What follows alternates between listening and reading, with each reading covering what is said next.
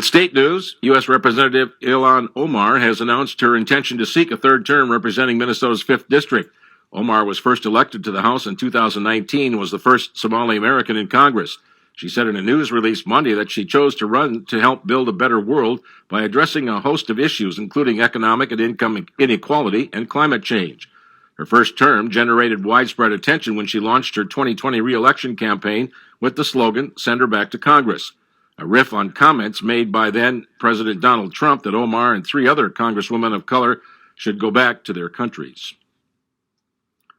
The chief medical examiner who ruled George Floyd's death a homicide will return to the stand Tuesday at the trial of 3 former Minneapolis police officers charged with violating Floyd's civil rights.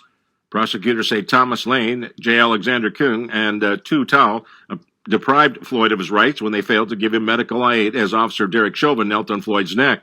Kueng and Tao are also accused of failing to intervene.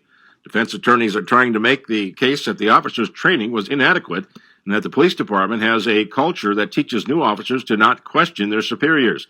They've said that Chauvin, the most senior officer in the scene, took charge the day Floyd was killed. Prosecutors say former suburban Minneapolis police officer who was convicted of manslaughter in the killing of Daunte Wright should face a sentence above the state's guidelines, but defense attorneys for Kim Potter say she should get a lower sentence or even probation.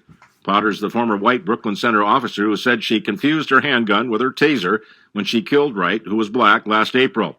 Guidelines call for a sentence ranging from just more than 6 years to about 8.5 years. But prosecutors say she should get more than that because she endangered others and abused her authority as an officer. Her attorney says Wright's actions set the incident in motion, and she could not be penalized for that. Her sentencing is February 18th.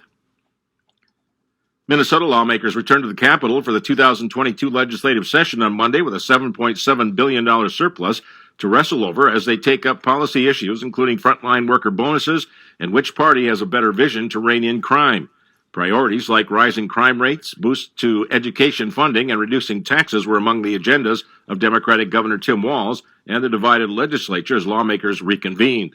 GOP Senate Majority Leader Jeremy Miller of Winona said his caucus is also going to push for ongoing tax relief.